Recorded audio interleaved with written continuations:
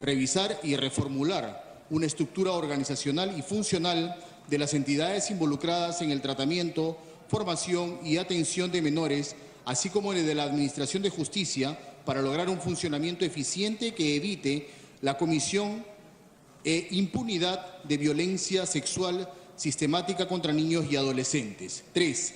Elaborar iniciativas legislativas necesarias que permitan solucionar esta situación y emitir las recomendaciones a que haya lugar. 4. Coadyuvar al diseño de un protocolo de lucha contra el delito de violación sexual sistemática de menores que contemple los siguientes ejes. A. Prevención de dicho delito. B. Persecución de los responsables. C. Protección y atención de la víctima. Y D. Reintegración de la víctima. 5. Coadyuvar al diseño de un Plan Nacional de Acción 2017-2021. Responsabilidad del Poder Ejecutivo contra el delito de violación sexual sistemática de menores, así como la política nacional frente a este delito.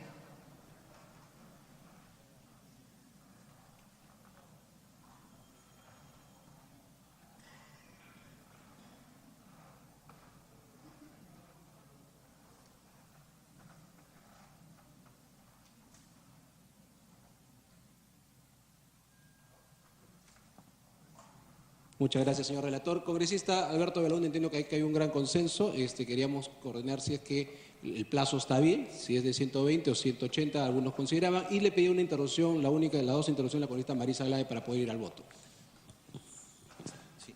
Le doy la interrupción a la congresista Glave. Congresista 1-1, congresista Glave sí. 1 minuto y congresista Ochoa otro minuto. Perfecto. Muchas gracias, presidente. Solamente señalar que esta moción, que recoge no solamente lo que se vivió en el caso Sodalicio, que ha sido un caso conocido de manera pública, de abuso y agresión a un conjunto de menores, ha llamado a la reflexión de este Pleno otro tipo de casos. Y sí quiero decir en voz alta que uno de los casos que de manera formal pedimos que esta comisión observe es el caso del Colegio Héctor de Cárdenas, donde varios estudiantes egresados del Colegio Héctor de Cárdenas han hecho denuncias públicas de abuso cometido por el director, el señor Juan Borea, a muchos de ellos siendo estudiantes. Y ellos han hecho esta denuncia pasando 15 o 20 años después de haber salido del colegio, porque este tipo de abusos son difíciles de denunciar cuando los niños aún están en etapa escolar. Y por eso es fundamental que este tipo de espacio permita también ser un espacio para la escucha de las víctimas de este tipo de casos que aún no saben si podrán obtener justicia, señor presidente. Muchas gracias. Gracias a usted. Seguro que la comisión investigadora cogerá el pedido. Congresista Ochoa, un minuto de introducción. Muchas gracias, presidente. Muchas gracias, congresista Alberto.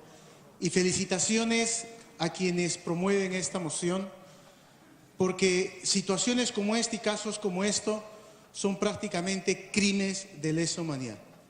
Presidente, por intermedio suyo, quiero atribuirme la representación de los maestros y decir que efectivamente los maestros vamos a estar absolutamente de acuerdo y contentos con que este tipo de organización dentro del Congreso establezca los criterios y los mecanismos para que ningún caso de este tipo de violación sexual o de violencia sexual sea un tema pasible y sea un tema que se olvide.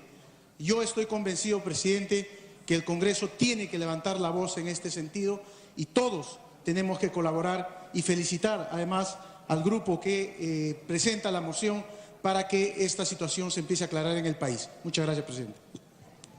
Muchas gracias, señor congresista. Tiene la palabra el congresista Alberto de Belaúnde.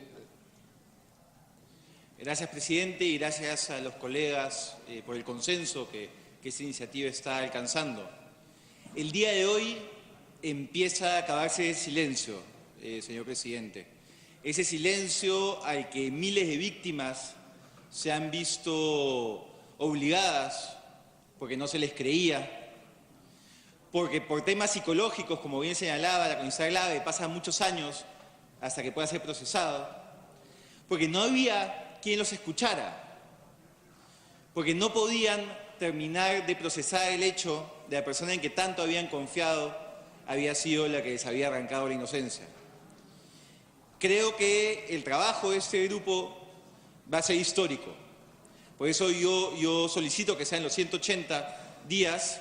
Sospecho que no alcanzará el tiempo para este trabajo. Probablemente discutiremos luego una ampliación, pero estoy seguro que el trabajo comprometido de los congresistas que integren esta comisión evitará que en el futuro miles de peruanas y peruanos sufran el infierno que muchos han pasado en el país. Y por eso, señor presidente, les agradezco nuevamente y solicito poder llevarlo al voto.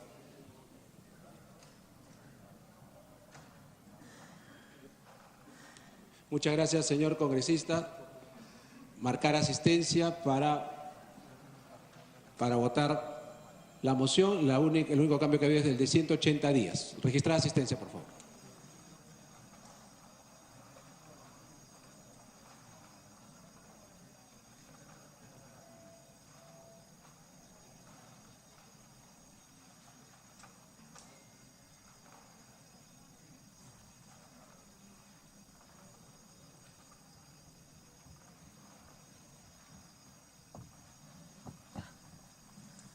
Quebra micro.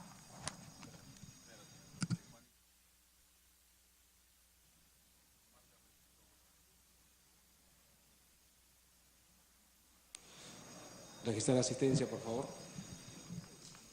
Bien, como lo ha anunciado, tal como lo ha anunciado entonces el presidente del Congreso de la República, Luis Galarreta, se procede entonces a registrar su asistencia para realizar posteriormente la votación respectiva, pues se ha acordado finalmente fijar los días de la investigación para analizar e indagar los abusos físicos, psicológicos y sexuales por parte de Luis Figari, miembro del Sodalicio, y que ello no se replique en otras instituciones religiosas y educativas, así como también verificar una política nacional sobre este tipo de delitos.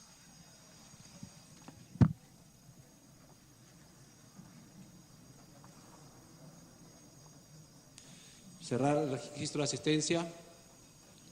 Ok, asistencia cerrada.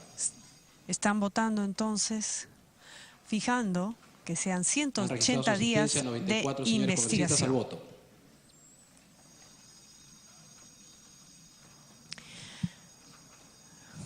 Con la asistencia. Para Con la la aprobación asistencia. de las mociones se requiere el voto a favor del 35% de los miembros del Congreso, es decir, 46 congresistas. Con la asistencia entonces de 94 congresistas presentes en este recinto parlamentario, se procede a la votación para fijar el tiempo establecido de esta comisión investigadora, que sean 180 días.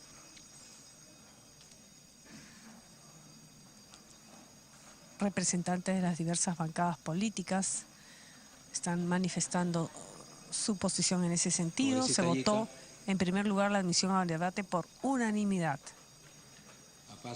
Y en estos instantes se procede a fijar el tiempo de la investigación.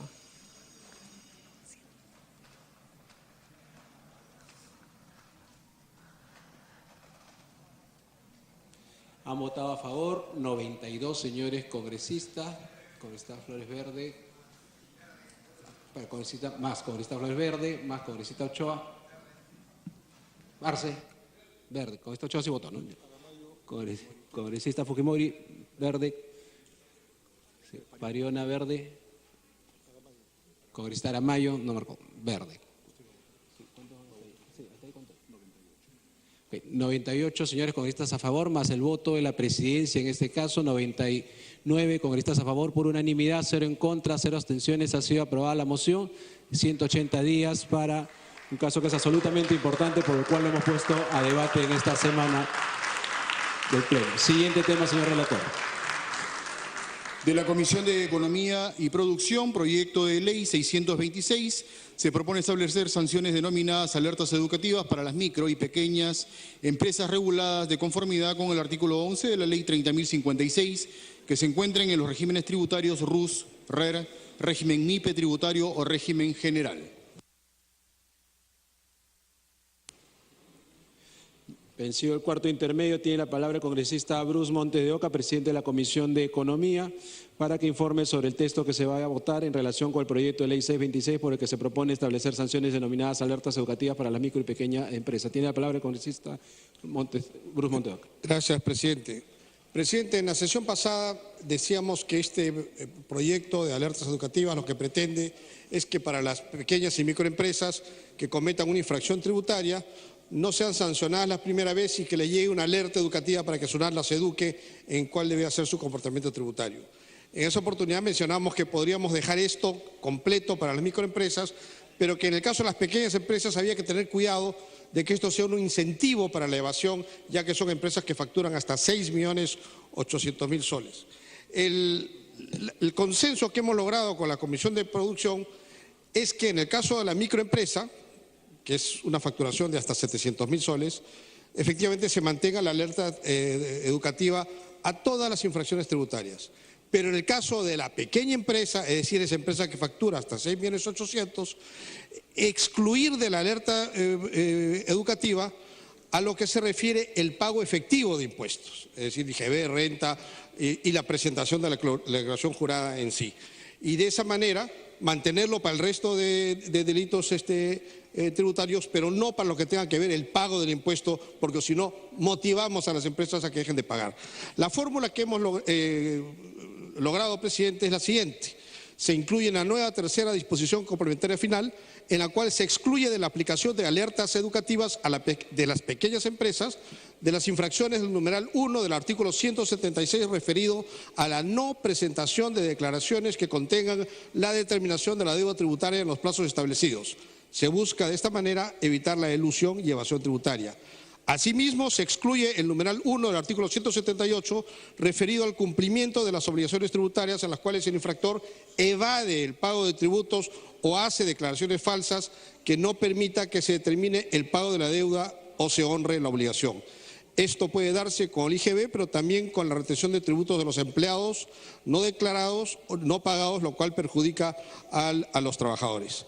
Adicionalmente, y por último, se ha agregado una sexta disposición complementaria final en la cual se aclara que las alertas educativas no eximen al infractor de responsabilidades penales. Es decir, si hay empresas que fragúan facturas, falsifican facturas, eso sigue teniendo responsabilidad penal, porque eso obviamente no hay que educar a nadie sabiendo que está haciendo algo que es delictivo. Con esta fórmula que hemos consensuado con la Comisión de Producción, presidente, es lo que le sometemos a votación del Pleno del Congreso. Gracias, señor presidente. Congresista Freddy Sarmiento, presidente de la Comisión de Producción, tiene uso de la palabra. Gracias, presidente. Efectivamente, en este dictamen consensuado en el cual hemos llegado con la Comisión de Economía, en términos generales, efectivamente es para mejorar la aplicación de estas alertas educativas donde se han acotado y se han precisado, ¿no?, dónde debemos aplicar estas alertas educativas. Y eso es importante para las micro y para las pequeñas empresas, quienes en este proceso que necesitan ellos de aprendizaje para poder consolidarse, van a poder lograr tener mayor educación, porque está permitiendo además a la SUNAT de que las capacite en forma virtual y en forma presencial. Eso es importantísimo y va a ayudar mucho en la formalización de las empresas, porque van a verse mayor fortalecidas, señor presidente. Por lo tanto, solicito también se someta a la votación. Gracias. Tiene el uso de la palabra el doctor congresista Miguel Torres. 3 minutos. Gracias, presidente. En realidad, presidente, estamos muy complacidos de que este tiempo de cuarto intermedio haya servido para aclarar y entender que una política de promoción hacia la micro y pequeña empresa siempre será más efectiva que una política de coacción y excesivo control. Felicitamos que se haya entendido el espíritu de la norma, que de ninguna manera propone la exoneración de obligaciones tributarias para las MIPES, sino al contrario, lo que busca es garantizar la implementación de un mecanismo de orientación a cada contribuyente para que entienda la complejidad de información a la que se enfrenta y pueda incentivarse la formalización. Sabemos que la formalización es un tema complejo y no responde a un solo factor. Por ello, nuestra propuesta incluye un tratamiento diferenciado para quienes se encuentran en distintas condiciones. Para el caso de las microempresas, se reemplace la multa, no el tributo, la multa por capacitación por una sola vez en cada tipología. Mientras que para las pequeñas empresas se reemplace la multa, no tributo, por capacitación por única vez en toda su vida empresarial. Debemos precisar, presidente, que las alertas educativas buscan premiar al buen contribuyente, informarle con anticipación, apoyarlo en la gestión de su empresa, acercarlo a una mejor conciencia de que el pago de tributos es necesario para el bienestar del país. Para aquellos malos contribuyentes que traten de encontrar una salida en esta norma deliberadamente, es que se ha precisado las indicaciones que han señalado los presidentes de las comisiones. Estamos seguros, presidente, que alertas educativas será el inicio de una reforma tributaria que tanta falta nos hace. Y es que en esto invitarlos a la reflexión. Yo estoy convencido de que no necesitaríamos alertas educativas si tuviéramos un sistema tributario, un régimen tributario que converse con la realidad. Que se dé cuenta que el micro y el pequeño empresario no están en las mismas condiciones que el gran empresario. Ese día, presidente, cuando tengamos una regulación coherente con nuestra situación, podremos dejar de lado las alertas educativas. Solamente un detalle para que no nos olvidemos de esta gran reforma tributaria que está pendiente. En una hora, estimados señores congresistas, 21 empresas acaban de fallecer. Y eso corresponde única y exclusivamente a la complejidad del sistema tributario que tenemos. Muchas gracias, presidente. Gracias. Bueno, congresista Carlos Brus, entonces finalmente solicita el voto. Ok, gracias, señor presidente de la Comisión de Economía. Marcar asistencia para proceder a votar.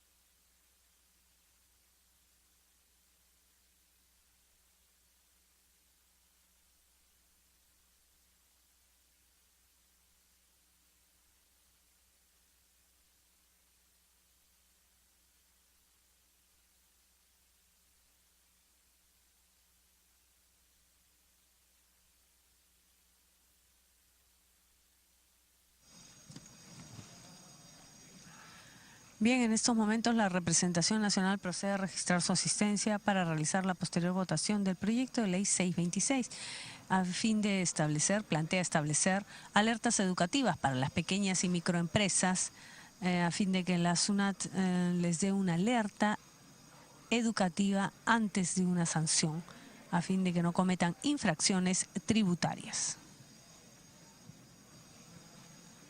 Esta es una transmisión en vivo de Congreso Televisión, sesión plenaria ordinaria, vespertina. Registrar su asistencia, por favor.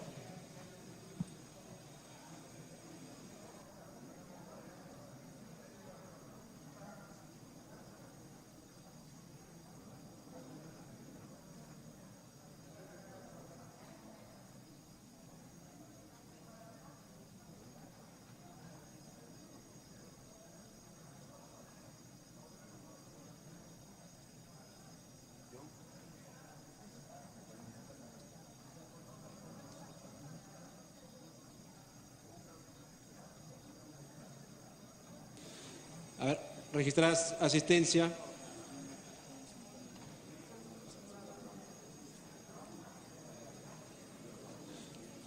Cerrar asistencia. Señores congresistas.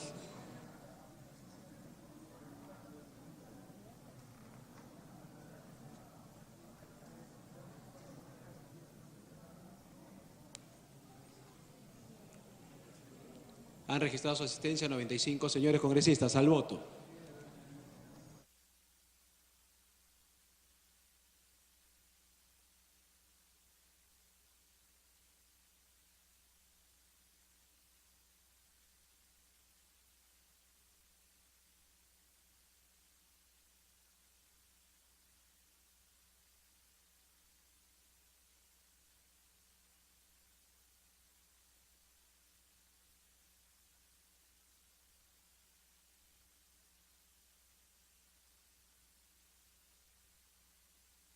Cerrar votación.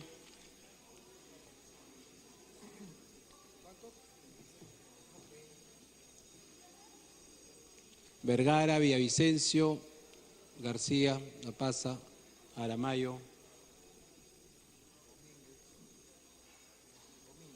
Domínguez, Aramayo,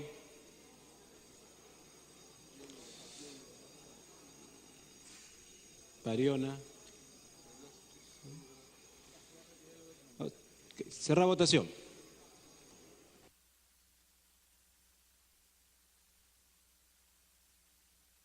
Han votado a favor 87 señores congresistas, 3 abstenciones, más congresista Acuña, verde. Congresista Paza, verde.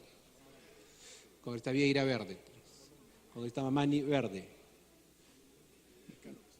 Congresista Lescano, verde. 92 señores congresistas a favor, 0 en contra, 3 abstenciones. Ha sido aprobado en primera votación el texto sustitutorio de la Comisión de Economía sobre el proyecto de ley 626. De conformidad con el artículo 78 del reglamento, el proyecto aprobado será materia de segunda votación transcurridos 7 días calendarios. Siguiente tema. De la Comisión de Educación, proyecto de ley 1340. Se propone promover la atención escolar integral de los estudiantes en condiciones de hospitalización o con tratamiento ambulatorio de la educación básica regular. El voto del congresista Pariona en la votación anterior a favor. Se va a iniciar la sustentación del dictamen por unanimidad de la Comisión de Educación recaído en el proyecto de ley 1340, por el que se propone promover la atención escolar integral de los estudiantes en condiciones de hospitalización o con tratamiento ambulatorio de la educación básica regular. La Junta de Portavoces en sesión del 22 de agosto del 2017 acordó la exoneración del dictamen de la Comisión de Salud y la ampliación de agenda. Tiene la palabra el señor congresista Alberto Oliva, vicepresidente de la Comisión de Educación, hasta por 10 minutos.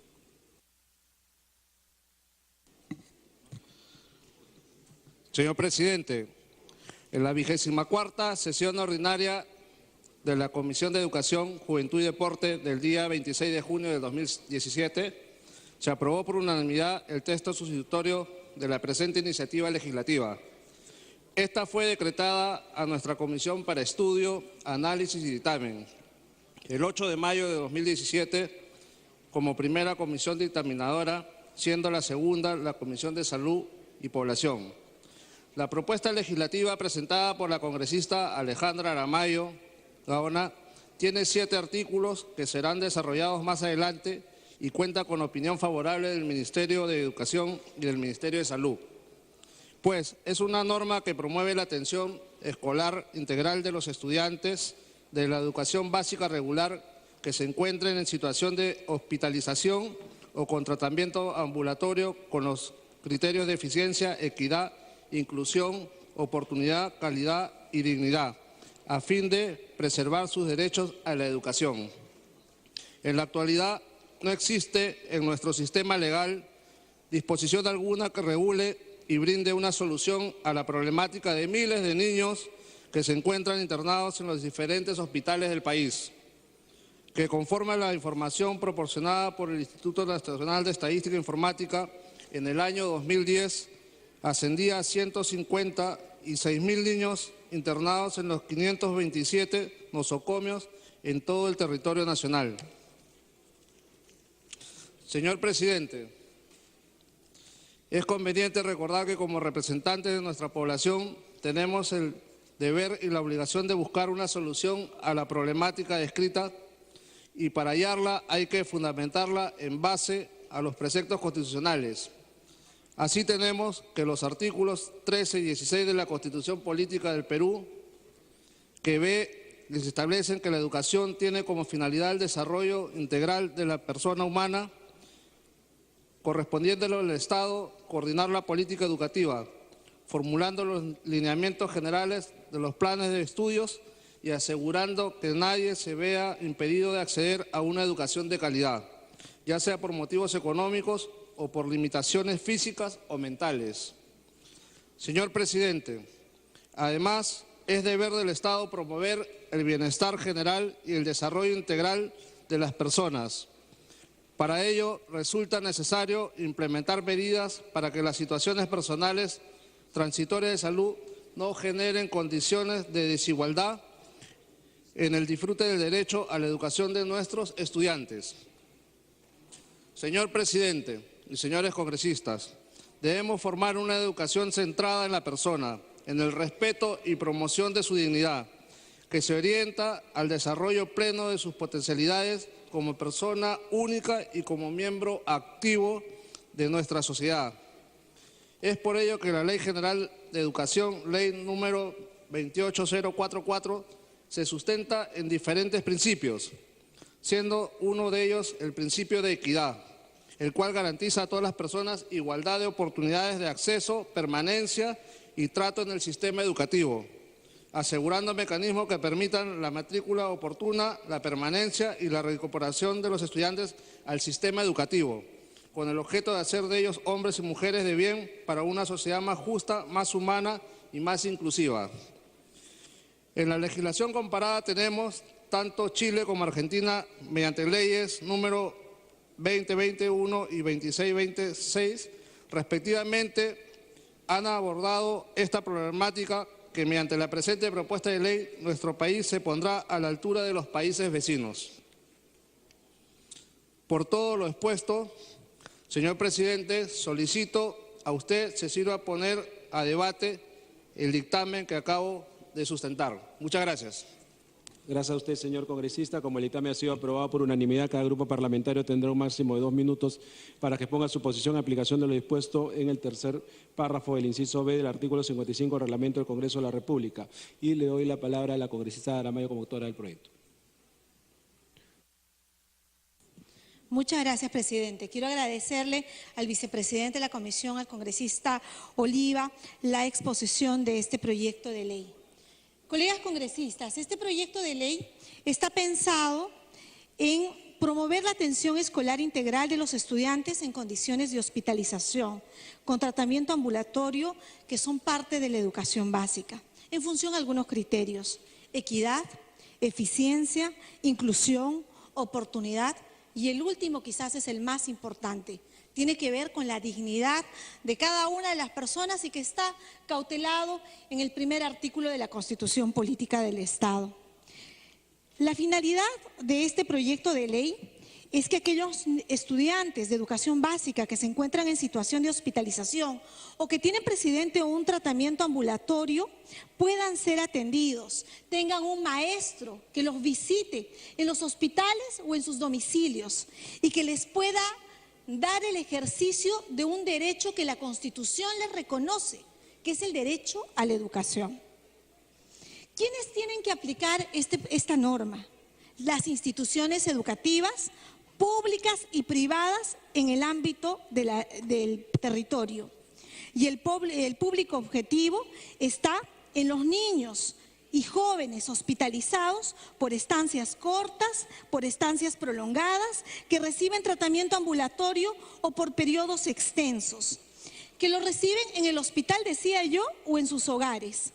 El único requisito es que estén registrados en el sistema de educación a nivel nacional y que puedan contar, presidente, con educación integral especializada.